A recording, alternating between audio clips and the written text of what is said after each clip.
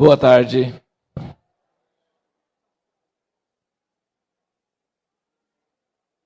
Eu fui para Israel para um encontro com a liderança da missão e o Paulo e a Suzana vão estar trabalhando com eles. Eles vão estar no Chipre, que é uma ilha que está na Bíblia. Barnabé era natural de Chipre. Então essa ilha fica 1 hora de distância de avião de Israel. Metade da ilha é grega, metade é turca. Eles vão ficar na parte turca. Mas o encontro foi às margens do Mar da Galileia. Estávamos num hotel que tinha as casinhas, né, para a gente ficar, e a gente abria a janela e via o Mar da Galileia. Teve dia que estava ventando muito, teve dia que estava o sol nascendo, o sol descendo. Uma experiência maravilhosa. E aí tinha mais ou menos 120 irmãos de toda parte do mundo mesmo. Tinha um irmão que tem um trabalho muito forte no Tibete, nos Himalaias. Tinha gente que foi missionário muitos anos na Turquia, que vão estar junto com Paulo e Suzana lá no Chipre. E tinha irmãos em cidade grande dos Estados Unidos, que mudaram as suas casas, mudaram a sua residência para um bairro de gangues, bairro de drogados. Mudaram para lá para poder evangelizar o bairro. E a casa vive cheia de gente precisando de Jesus. Então, missões não é só lá em Chipre, lá no fim do mundo, lá nos Himalaias. Mas a missão pode ser numa cidade grande, num bairro que ninguém quer morar, e a pessoa que não ia morar lá vai lá morar. Então foi um privilégio passar alguns dias ouvindo esses irmãos, os testemunhos. É uma turma de gente disposta a dar a vida por Jesus. Eu acho que vocês conheceram aqui, eu não estava, mas a médica Tânia, vocês conheceram a médica Tânia, baixinha, cheia de coragem, enfrenta a divisa síria de noite, vai lá operar a pessoa, ela nem sabia operar, e Deus ensinou ela a operar, fazer cirurgia e assim por diante. Ela estava lá também, muito alegre. Então foram uns dias assim muito bons para a gente sentir que tem muita gente mobilizado para trabalhar na Seara. A Seara está madura e tem gente que está querendo ir para lugar que ninguém mais quer ir. Tem lugares que todo mundo quer ir, mas tem lugar que ninguém quer ir. E foi assim muito maravilhoso conhecer os irmãos, conhecer os testemunhos e saber que não é só gente do passado, mas gente agora está dando a vida para alcançar pessoas que não foram alcançadas. Coisa maravilhosa, tremenda, preciosa. Muito bom conhecer. E muita gente novo, né? Paulo e Suzana estão até velhos.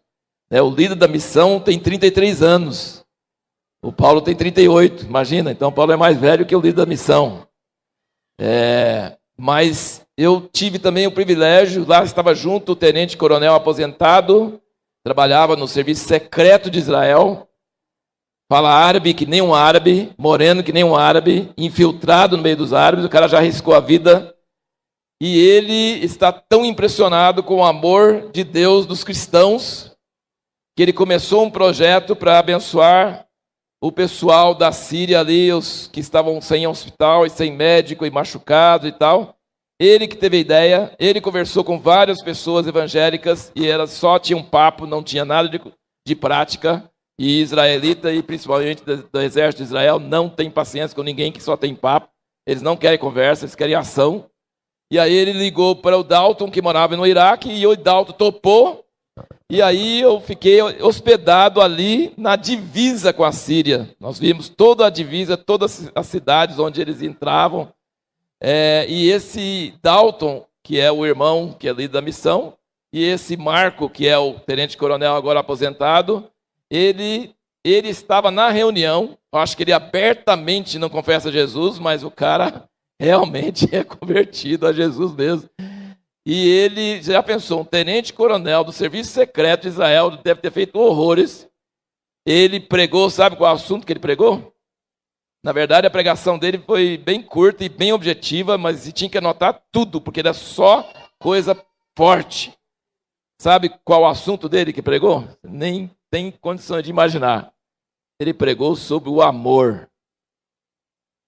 Isso é inacreditável, vindo de quem viu. Ele falou que esses projetos começaram cínicos. Nós vamos criar uma boa vontade no pessoal, e esses bobão, esses cristãos bobão vai nos ajudar e tal. Mas quando ele viu o fruto do amor de Deus, ele ficou impactado, impressionado. E ele viu que o amor é muito mais poderoso do que as armas, muito mais poderoso do que todas as coisas. E sabe que a fonte desse amor é o Cristo que morreu na cruz e deu a vida por nós. É uma força que vai dominar o mundo, é o amor de Deus. Amém? Glória a Deus. Então foi uma experiência maravilhosa e eles estão, Paulo e Suzana partiram para Chipre e eu voltei para o Brasil. Mas devo encontrar com eles agora. Em março nós temos outra reunião e nós vamos estar lá, passar uns dias lá. E a gente não consegue ficar longe dos netos, não é verdade? O mais novo, o Moses, ele está começando a sorrir quando você fala com ele. Isso é impagável, não é verdade? Então eu falava para a Suzana, vai tomar café e tal, e eu fico com o Moses. Aí ele fica inquieto, quer começar a chorar, e a gente começa a conversar com ele, ele começa a sorrir para a gente.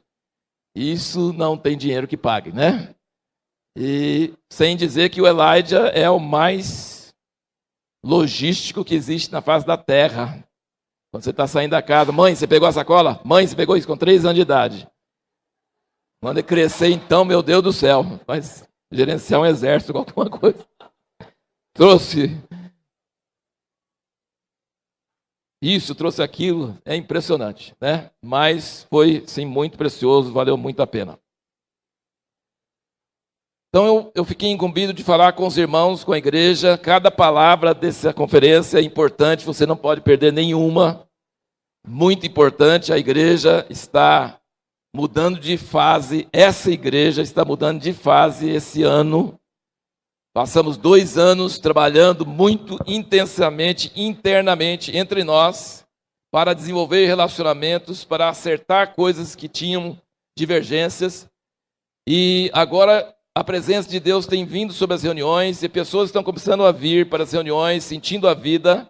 Não adianta a gente convidar visitas para a nossa casa se nós, como casal, estamos brigando, certo? Aí é um ambiente desagradável. Mas se nós acertamos a coisa em nossa casa e entre nós está bem, então aí é hora de chamar pessoas de fora para virem e repartir aquilo que Deus nos deu.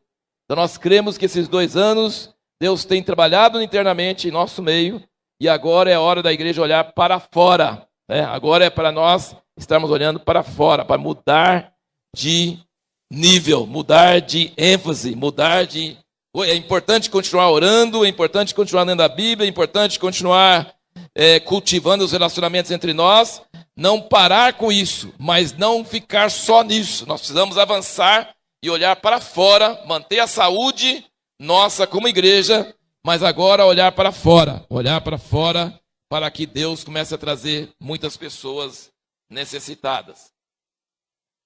E para isso nós precisamos entender o que é pregar o evangelho e para qual o propósito de pregar o evangelho. Nós precisamos entender isso hoje. Está voltando, irmãos, não é só para nós. No mundo inteiro, a igreja está voltando a atenção para o evangelho. Abnério falou bastante ontem à noite sobre o evangelho, motivação do evangelho. Mas não é só nós aqui não. Nessa conferência que eu estava, em todo lugar, estou ouvindo agora um irmão que escreveu o livro Perdão Total. Ele já está com mais de 80 anos de idade. O último livro que ele escreveu, estou lendo, fala sobre o que é o evangelho. E ele está preocupado porque diz que as igrejas estão perdendo o evangelho. Não estão pregando o evangelho.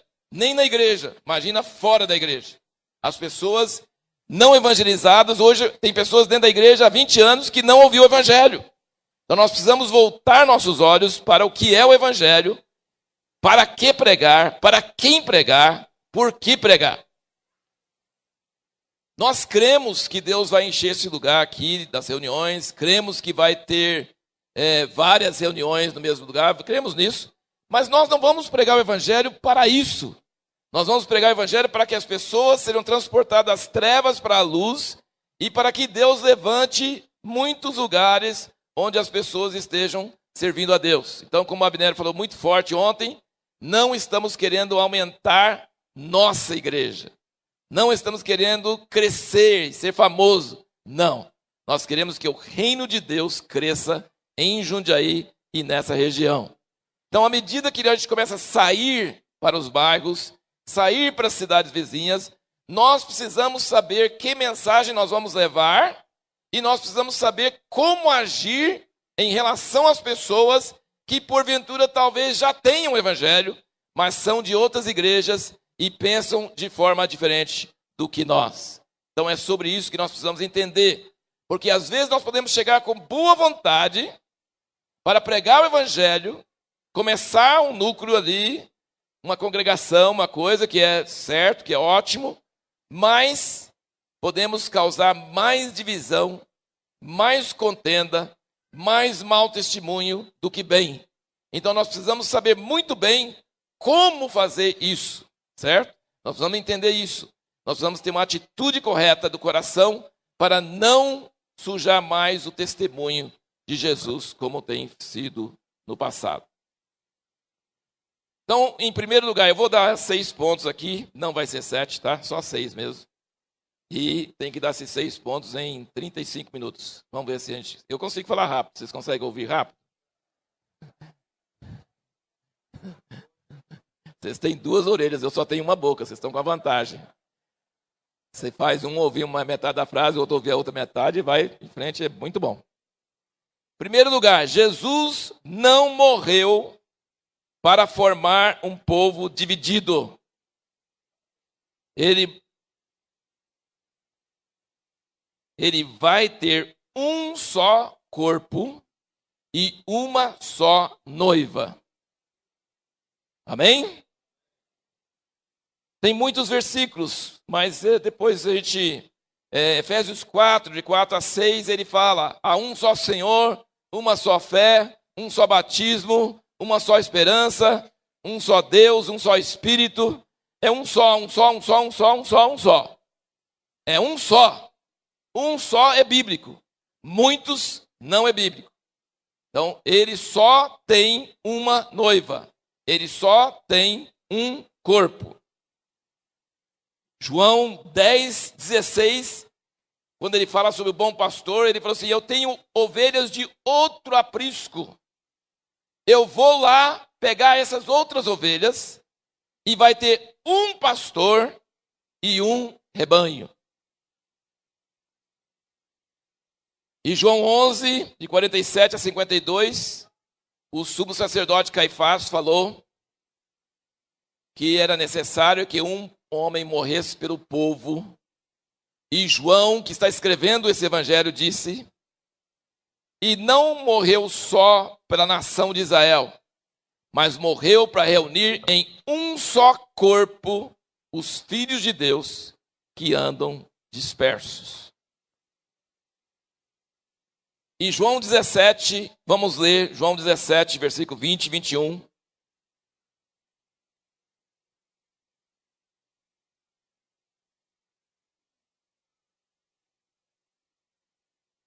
Jesus orando. Você sabia que essa oração de Jesus foi mais ou menos 20 minutos ou meia hora antes da oração do Getsemane? Ele orou essa oração no cenáculo depois que tomaram a ceia, a última ceia juntos. E depois eles saíram e ele foi para o Getsemane e lá ele ajoelhou e ele orou e chorou e suou lágrimas. E um anjo veio consolá-lo, e ele veio ter força para dar a vida na cruz. Então, essas 2 orações estão bem ligadas. A oração de João 17 e a oração do Getsemane.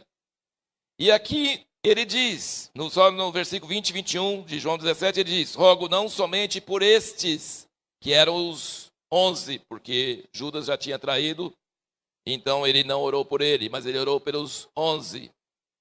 O resto do capítulo fala isso. Ele falou assim: eu não oro somente por estes, mas também por aqueles que pela sua palavra hão de crer em mim.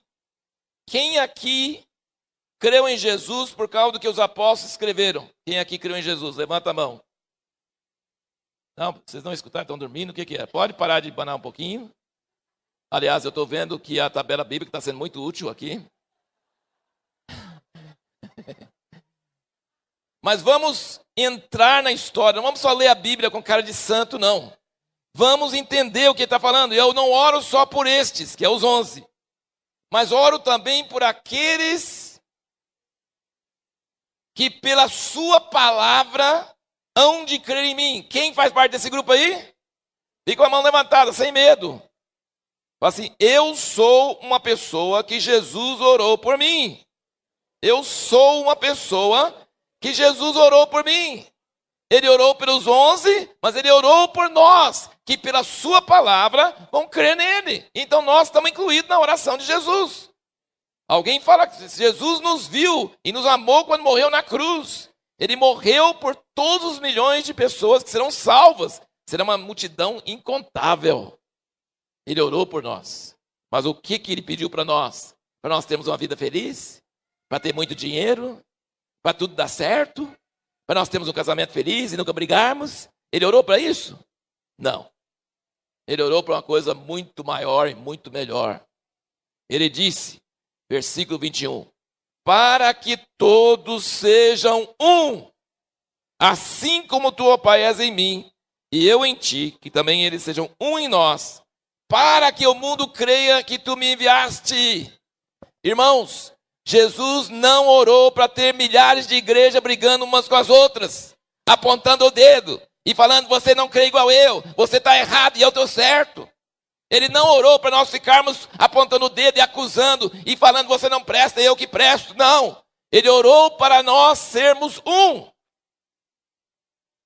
E se nós formos um, o mundo vai crer que Jesus foi enviado por Deus.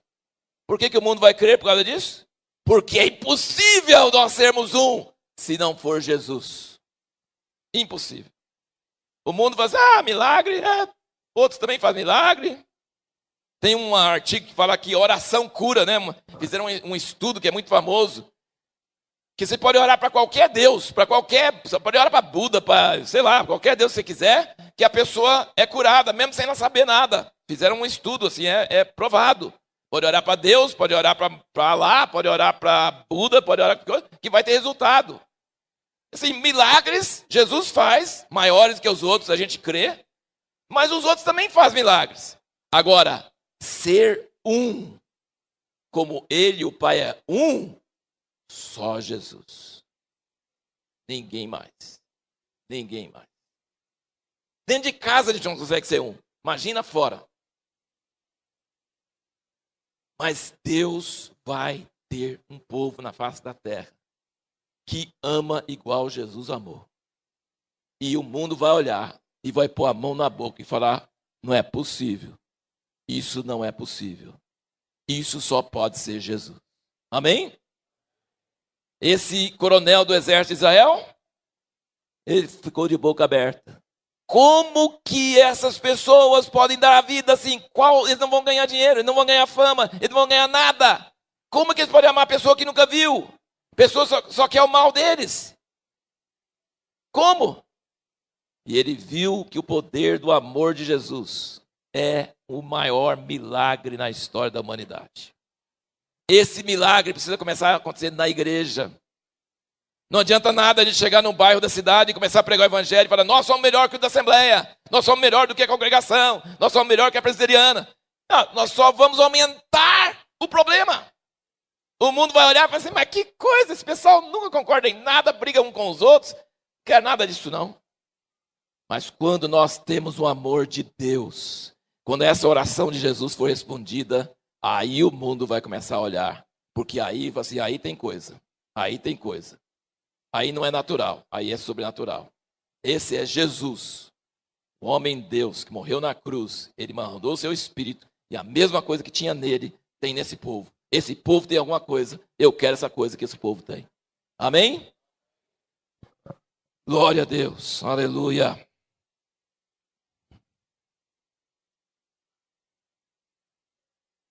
E Efésios 2, eu queria que vocês virassem comigo para Efésios 2. Efésios 2.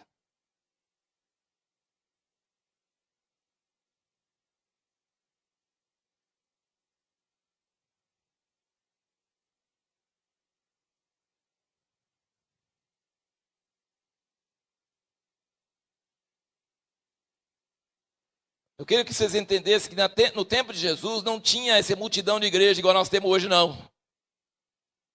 Não tinha. Tinha uma divisão. Judeu, que é povo de Deus, que tem o Velho Testamento, que tem os profetas, que era circuncidado, que é o filho de Abraão, e o resto, os gentios. Cada um segue o seu Deus, é pagão, é os pagãos. Os pagãos e os judeus. Só tinha uma divisão quando Jesus veio. E aqui Paulo está escrevendo para a gente que antes era considerado gentil, pagão, resto. Ele está escrevendo para eles, ele está dizendo o seguinte, Efésios 2, versículo 11, portanto lembrai-vos que outrora vós, gentios na carne, chamados em circuncisão, pelos que na carne chamam circuncisão, feita pela mão dos homens, estavais naquele tempo sem Cristo, separados da comunidade de Israel, estranhos às alianças da promessa, não tendo esperança e sem Deus no mundo.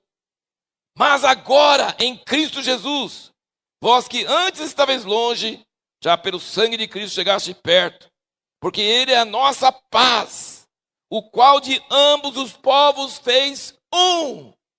Sublinha isso aí. Jesus só gosta de um. Ele não gosta de divisão. Ele não gosta de muita coisa. Ele gosta de um. Ele é a nossa paz, o qual de ambos os povos, judeus e não judeus, ele fez um.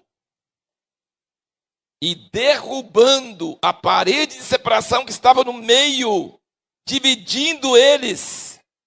Você não é povo de Deus. Nós é que somos. Tinha uma parede. Você é o povo que não tem Deus. Nós somos filhos de Abraão. Nós somos o povo escolhido. Tem uma parede, um muro no meio. E Jesus veio e derrubou o muro. Derrubou o muro. Derrubando a parede de separação que estava no meio, na sua carne desfez a inimizade. Quando fala na sua carne, o que significa isso? Morrendo. Furado, pregado na cruz, sangue caindo. Jesus morreu. Quando ele morreu, ele acabou com o único muro que tinha. Derrubou aquele muro. Porque agora os que tinham de cá e os que tinham de lá, todos só podem ser salvos de uma só maneira, pelo sangue de Jesus. Ele criou em si mesmo, versículo 15 diz, criou em si mesmo dos dois um novo homem. Assim, fazendo a paz, pela cruz reconciliar ambos com Deus em um só corpo, tendo por ela matado a inimizade. E vindo ele evangelizou paz a vós que estavais longe, e paz aos que estavam perto. Porque por ele ambos temos acesso ao Pai, em um mesmo Espírito. Então preste bem atenção, gente, porque agora nós vamos passar para o segundo ponto.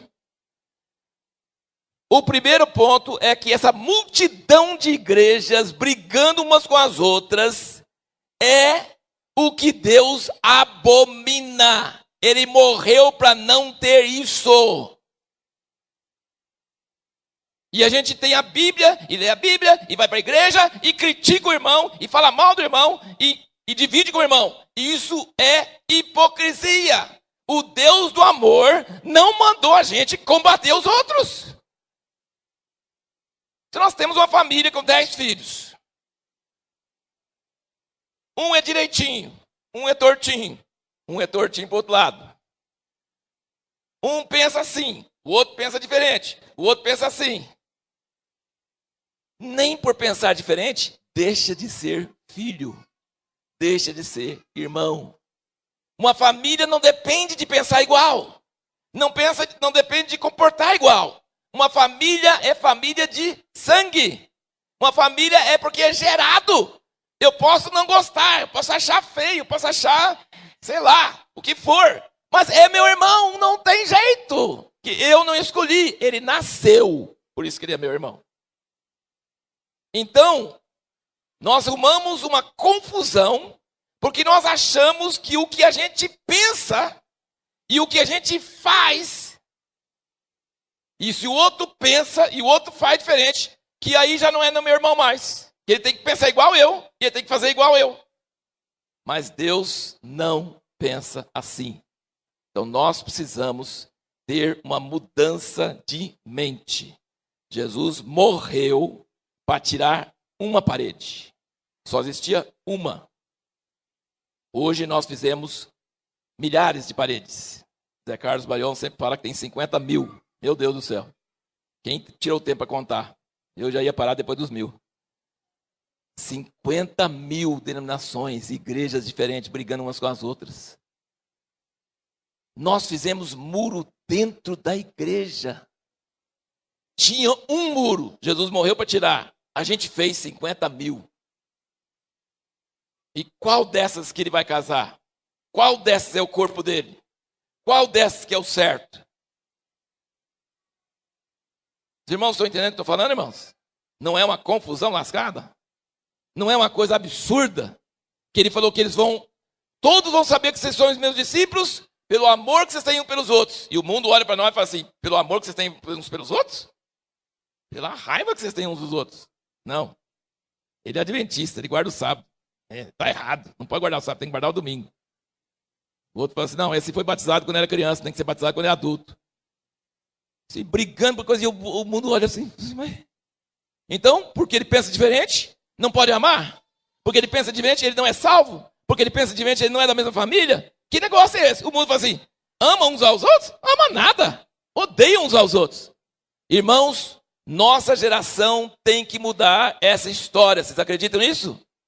E não é só eu que estou falando isso, não. Isso está sendo falado do mundo inteiro. A igreja está cansada dessas brigas sobre coisas. E está começando a entender, nós precisamos de Jesus vivo em nossos corações e amar uns aos outros ardentemente. E isso vai trazer o reino de Deus, ele vai voltar para uma igreja que tem o amor de Deus no coração. Agora, nosso segundo ponto é o seguinte. Existe um muro. Quem leu Apocalipse esses dias? Quem leu os últimos capítulos de Apocalipse esses dias? Levanta a mão. Quem leu os últimos capítulos? 20, 21, 22. Quem leu esses dias? Os capítulos 20, 21 e 22 de Apocalipse fala... Vamos lá ler? Ele fala sobre a cidade gloriosa, a noiva do Cordeiro, que desce do céu e tem a glória de Deus. E quando ele vai descendo, e a glória de Deus está saindo, e as ruas são de ouro, e a gente fala assim, eu quero ver essa cidade. Sabe o que ele fala da cidade? Ele só fala do muro. Ele não fala de mais nada. Ele só fala do muro. A cidade é maravilhosa. E o muro?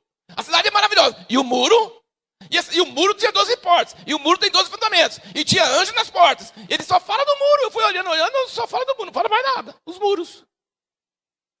Essa cidade gloriosa, maravilhosa, que é o reino de Deus, é a capital, é a noiva de Cristo, descendo do céu, tem muro sim. Mas eu acabei de falar que Jesus destruiu os muros. Destruiu o muro. Mas ele vai construir um maior ainda. Mas não é no mesmo lugar. É diferente.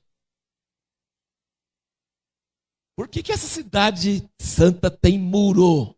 E por que fala tanto do muro?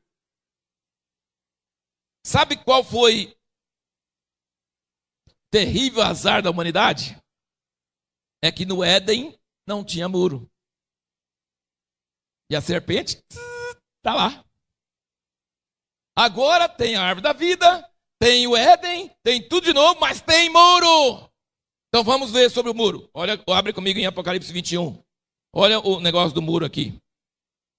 Então você pode pensar que eu estou falando que a gente tem que ter paz e amor com todo mundo, e tem que se amar todo mundo, e não pode criticar ninguém, e tem que ser bonzinho, e tem que ser mansinho. Não, não é bem assim não. Tem hora para outro tipo de atitude. Então vamos lá.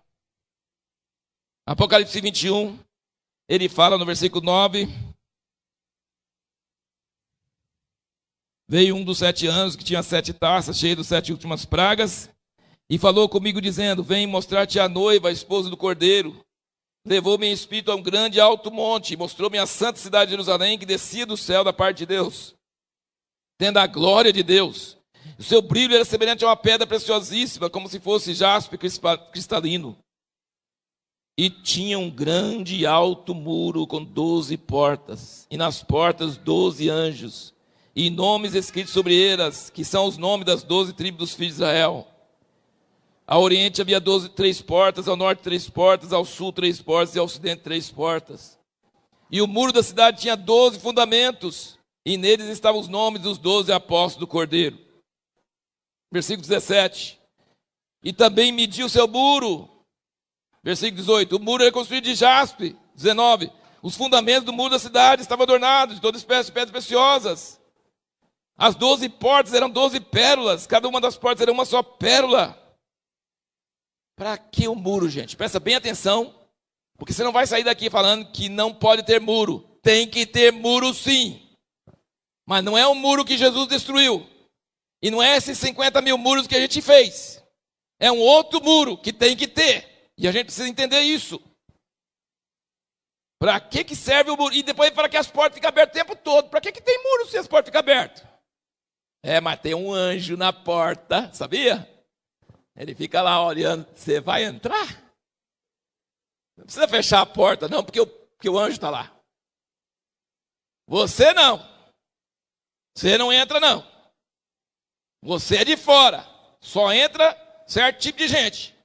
Aqui só entra presbiteriano. Não, não é isso que ele fala não.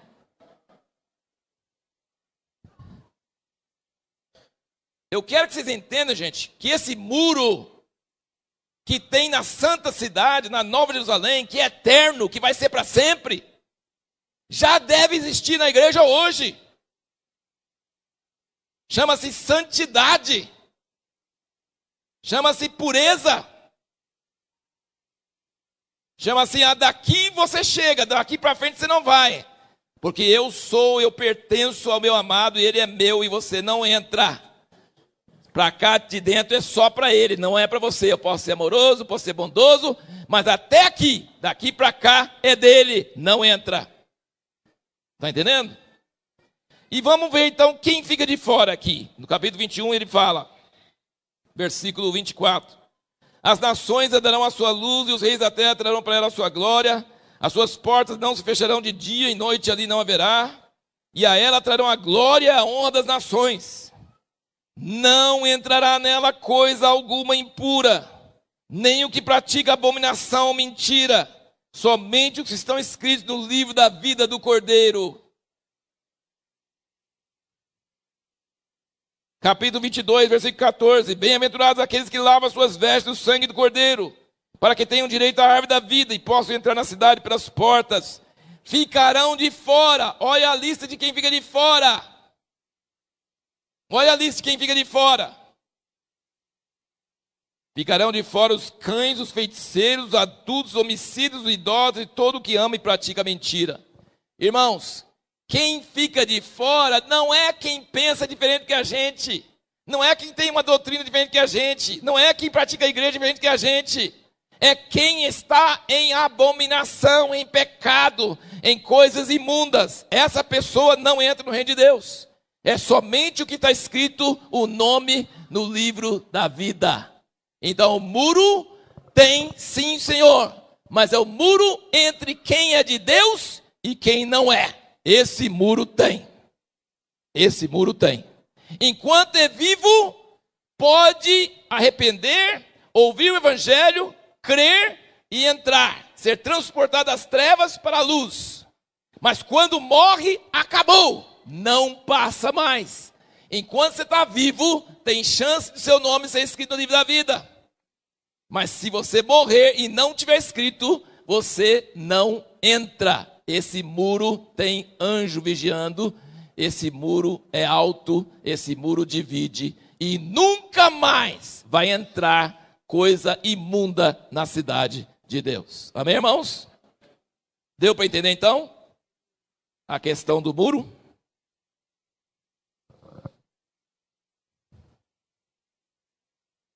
3.3, então, vamos lá. como que a gente sabe quem fica de dentro e quem fica de fora? Como é que a gente sabe? O que define?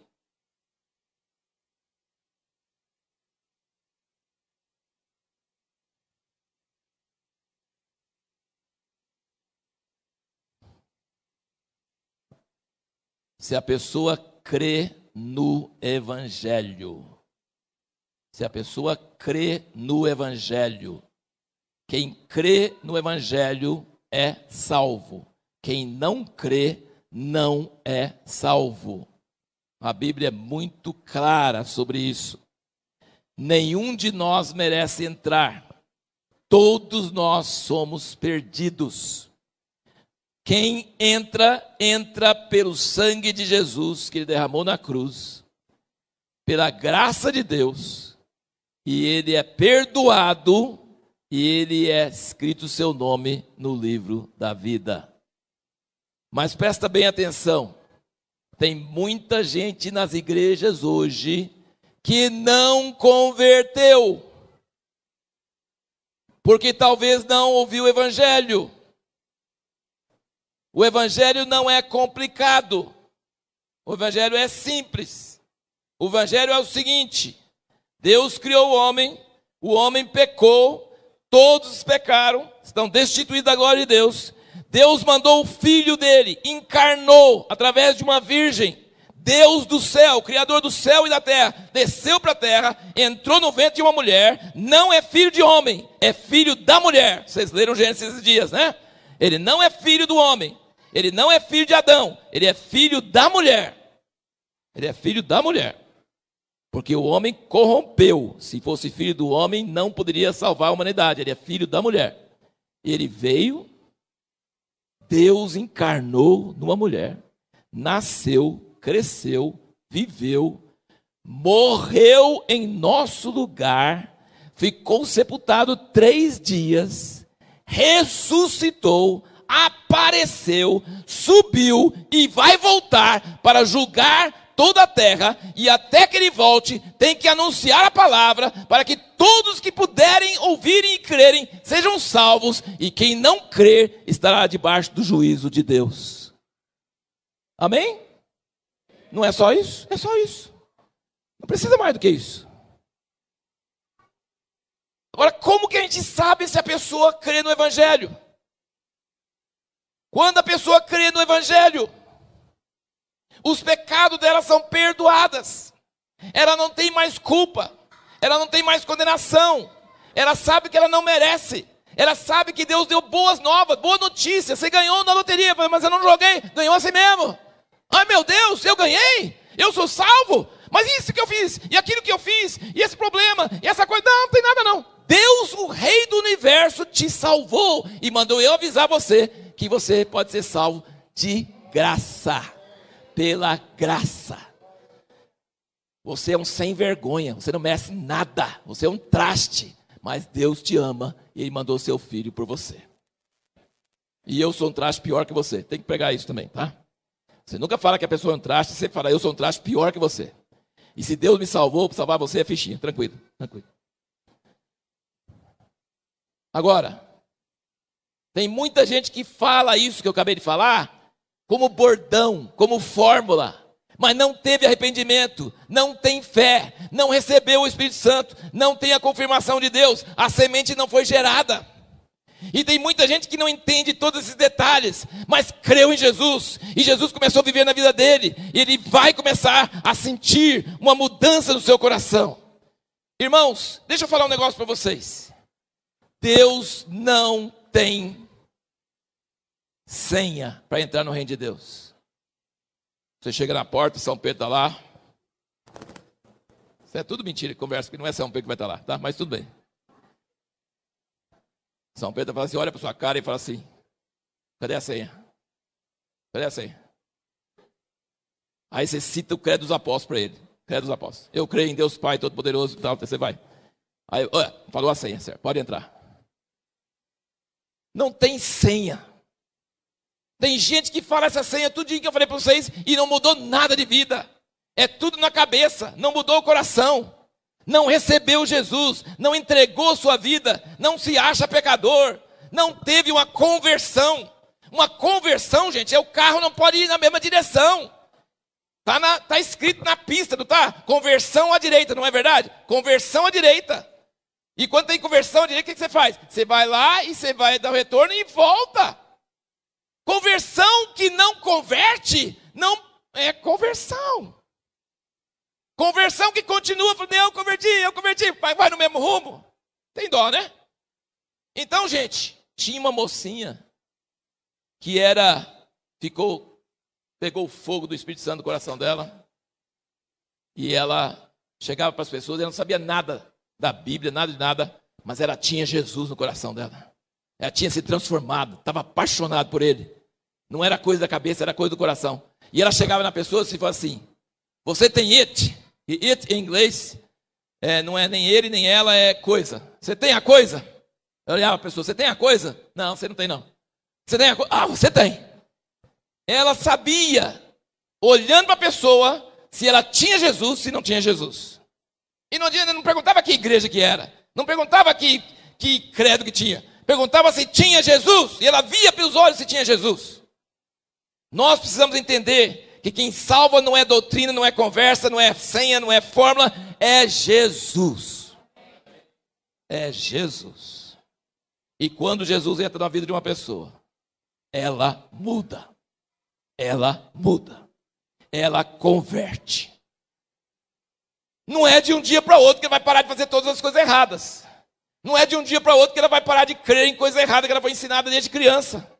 Às vezes ela foi ensinada um monte de coisa e ela não vai de um dia para o outro. Mas ela vai crescendo e ela vai entendendo e a vida vai surgindo e ela vai fazer isso aí não é bom não. Eu gosto disso aqui. A vida de Deus em mim quer isso. A vida de Deus em mim rejeita isso. Irmãos, para que Deus nos salvou? Para carimbar. Para você falar, esse aí já tem a senha, pode ir para o céu. Não, para derramar o seu espírito em nossos corações, para que nós comecemos a ser pessoas parecidas com Ele. Amém? Se isso não acontece, não houve conversão. Se isso acontece, houve conversão. Quem é convertido está dentro. Quem não está convertido está fora. Deu para entender? Independente da igreja, independente da doutrina, independente da religião, de coisas que for, se a pessoa tem Jesus, se ela mudou de vida, se ela começa a ter fome para ler a Bíblia, se ela começa a ter sede de entender coisas, se ela começa a abandonar o estilo velho de vida, tem algo de Deus atuando na vida dela. É isso que nós precisamos discernir.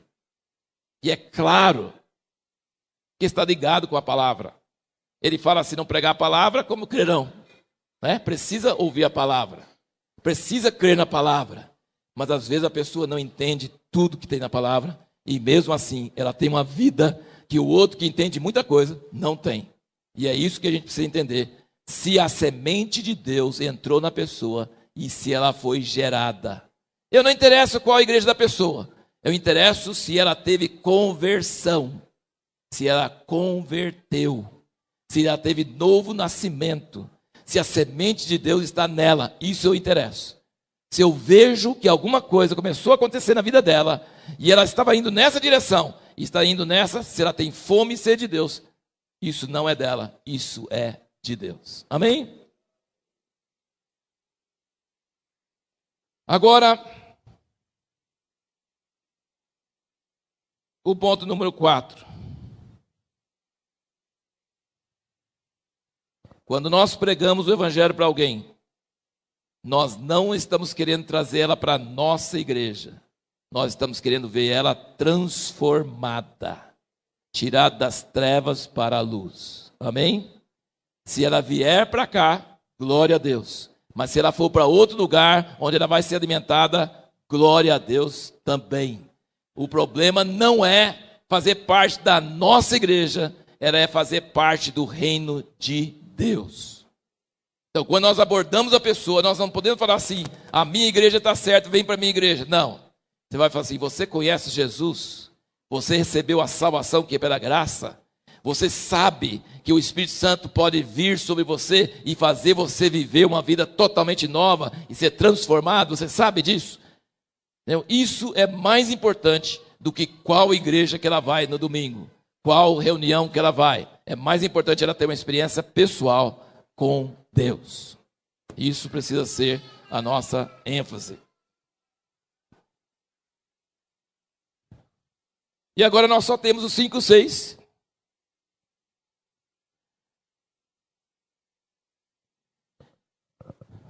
Em Efésios 4, vamos voltar lá. Eu quero que você preste bem atenção, que agora nós vamos chegar numa parte um pouco mais prática. Efésios 4.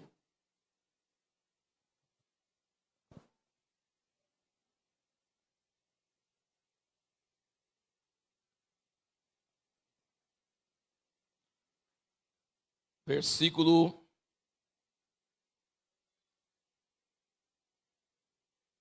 13. Até que todos cheguemos à unidade da fé e do pleno conhecimento do Filho de Deus, ao estado de homem feito, à medida da estatura da plenitude de Cristo, para que não mais sejamos meninos inconstantes, levados ao redor por todo vento de doutrina, pela fraudulência dos homens, pela astúcia tendente à maquinação do erro. Antes, seguindo a verdade em amor, cresçamos em tudo naquele que é o cabeça, Cristo. Vamos pensar aqui. Tem 50 mil denominações ou igrejas diferentes. Denominação não é ruim. É só que tem um nome.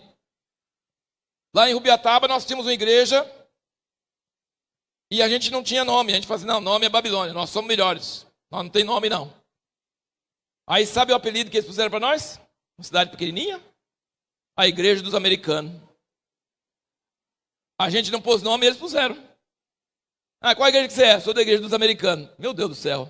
Tinha que ser a Igreja de Jesus, não a Igreja dos Americanos. Denominação não é problema, gente.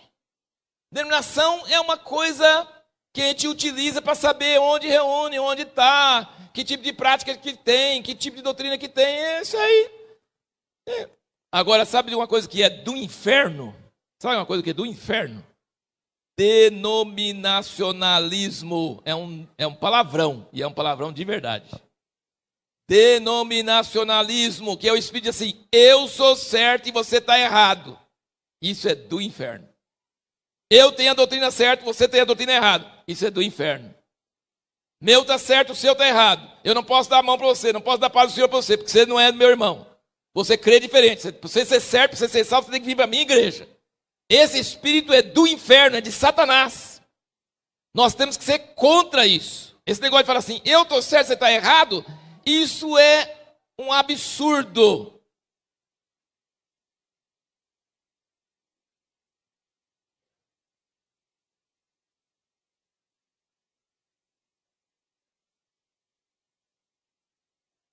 Todos nós estamos caminhando para a unidade da fé e do pleno conhecimento do Filho de Deus. Se nós estamos caminhando, não chegamos ainda. Eu já deixei de pensar um monte de coisa que eu pensava no passado, que até pregava. Já deixei de pensar. E que, se Deus quiser, vou deixar um monte de outras coisas ainda. Eu não tenho a verdade completa. Eu não tenho a unidade da fé, perfeita para a unidade, medida a estatura da plenitude de Cristo. Nós estamos caminhando. E se meu irmão não enxerga uma coisa que eu enxergo, eu posso tentar ajudar ele a enxergar. Mas ele deve enxergar coisa que eu não enxergo, ele deve me ajudar a enxergar. Não é só daqui para lá. Eu não sou dono da verdade. Então nós precisamos ter paciência com irmãos que são convertidos, que têm Jesus no coração, mas que creem um monte de coisa errada, que praticam coisa errada. A gente precisa ter paciência, porque a gente enxerga o erro deles, mas a gente não enxerga o nosso. Então a gente precisa entender, todos nós estamos caminhando para chegar na unidade da fé. Amém? Se ele converteu, nasceu de novo, ele é meu irmão. Quer eu goste, quer eu não goste, ele é meu irmão. E eu preciso respeitar que ele pratica talvez umas coisas erradas, ele crê em umas coisas erradas, e eu enxergo essas coisas erradas, e eu falo assim, eu não gosto disso, não concordo com isso, não posso ter isso, e não pode mesmo, tá? Não pode, por causa da unidade, você concordar com o erro. Não é assim. O irmão, por exemplo, o adventista, ele guarda o sábado, ele acha que tem que guardar o sábado. E eu não creio que tem que guardar o sábado, literalmente, ficar guardando o sábado. Mas a Bíblia fala, se quer guardar o sábado, guarda. Se não quiser, também não guarda. Se quiser comer carne, come. Se não quiser comer sua verdura, come. Se a pessoa acha que isso serve a Deus, então eu preciso entender que o irmão pensa assim, eu penso diferente. Então não é problema. Se ele tem Jesus, se ele tem conversão, ele é meu irmão. Interessante não é se ele pratica igual eu, mas é importante se ele tem experiência com Jesus, se ele nasceu de novo. Isso é importante. Mas o resto são coisas que Deus tem que trabalhar em mim e nas outras pessoas. Estamos todos caminhando para chegar na unidade da fé e o pleno conhecimento do Filho de Deus.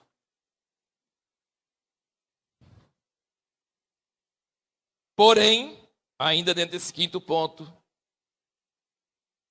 você não pode ficar na mesma igreja, comunhão, comunidade, com pessoas que têm algumas diferenças muito grandes.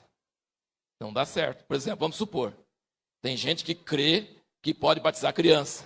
A gente não crê que pode batizar criança. A gente crê que a Bíblia ensina que pode, que deve batizar quando tem maturidade para arrepender. Mas só porque o irmão crê assim, não quer dizer que não é salvo. Mas eu não posso ficar na mesma igreja assim, que ele vai falar, não precisa batizar agora, tem que batizar a criança. A gente fala assim, não pode. Vai dar confusão, não vai dar certo. Então nós temos que estar trabalhando juntos com pessoas que creem da mesma forma. Não posso ficar trabalhando junto com pessoas que ainda pensam bem diferente que eu, sobre várias coisas. Eu posso considerar que eles são salvos. Eu posso respeitá-los. Eu posso até aprender coisas com eles que eu não sabia. Mas eu não posso ficar na mesma igreja trabalhando junto com essas pessoas. Por enquanto, porque essas diferenças, um faz e o outro desfaz. Um faz e o outro desfaz. Aí não dá certo, aí é confusão. Então nós precisamos entender isso. Tá bom, irmãos? Deu para entender? A gente respeita a todos que tiveram conversão, que conhecem Jesus. Gente, tem gente que fala que católico não pode ser salvo. Eu também podia pensar assim. Até conhecer um católico que era mais salvo do que eu. Aí fiquei com vergonha. E um irmão luterano lá na Romênia, Richard Wurmbrand, torturado por amor a Cristo. Pode ler esse livro, é terrível. Ele era luterano. Luterano odeia católico. Luterano protestou contra católico. Luterano não tolera católico. Luterano prega contra o catolicismo. Porém, quando ele foi preso na cadeia, torturado, costa machucada, colocaram ele numa cadeia, numa cela junto com um padre. E o padre também torturado, machucado. E ele falou assim, ali eu percebi que Jesus não faz essa diferença. Nós dois apanhava, nós dois criamos em Jesus e nós dois somos salvos. Amém? Isso não quer dizer que o que os católicos ensinam é certo. Não. Mas não quer dizer que o que nós ensinamos muitas vezes está certo também. Tem muita coisa errada ensinada nas igrejas evangélicas. Todo católico é salvo? De jeito nenhum. A maioria não é. Mas todo evangélico é salvo? De jeito nenhum. Sinto muito. Talvez a maioria não seja. Hoje eu preciso dizer isso. Infelizmente, gente. Infelizmente. Grande parte dos evangélicos não são convertidos. Não são salvos. Grande parte dos católicos não são convertidos. Não são salvos. Não adianta nascer evangélico. Não adianta nascer católico. Tem que ter conversão. Tem que ouvir o evangelho, crer no evangelho, ser perdoado e receber o Espírito Santo como testemunho de que você realmente está mudando de vida. Isso é necessário. Então, irmãos, deixa eu dizer uma coisa para vocês muito claramente, com todas as letras. Nós não cremos que Deus vai unir as igrejas, essas 50 mil igrejas. Ele não vai unir. Porque as denominações foram feitas pelo homem, não é a igreja. A igreja está dentro dessas denominações, mas a igreja não é as denominações. As denominações são andaimes que o homem fez. Mas se você não fica invernizando andaime, fica. Que andaime bonito, vou pintar o andaime. Você fica fazendo isso? Não, o andaime é sujo, cheio de massa, cheio de tinta. O andaime só está ali para ajudar a construir. Tira ele logo. As denominações vão. Deus não tem nada com a denominação. Ele tem com a igreja dele, que é a igreja do Senhor Jesus Cristo.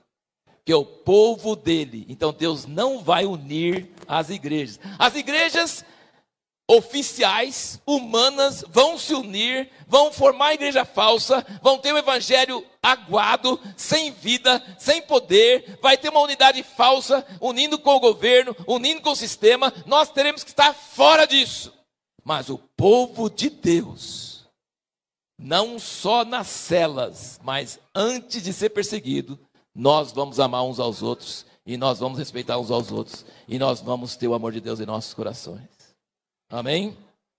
Terminando, 6º ponto, que eu ouvi lá, nesse encontro que eu estava lá, às margens do Mar da Galileia, ouvindo um irmão de 33 anos, que é mais novo que meus filhos. Ele disse o seguinte, e tinha na frente do encontro, sempre estava não era um painel, era no Data Show, estava lá, um delta. Você sabe o que é delta? O delta de um rio. A delta de um rio. Delta de um rio é quando o rio vai desembocar no mar. E as deltas são os lugares mais férteis na face da terra. Sabe por quê? Porque os rios vêm lá das montanhas e vêm trazendo sais minerais e vêm trazendo todos os nutrientes necessários para as plantas. E eles vêm de várias fontes. E quando ele chega no delta, os rios começam a se unir e começam a juntar aquelas coisas que um rio trouxe, junta com o do outro rio, junto com o do outro rio, e ali forma um lugar tremendo de vida.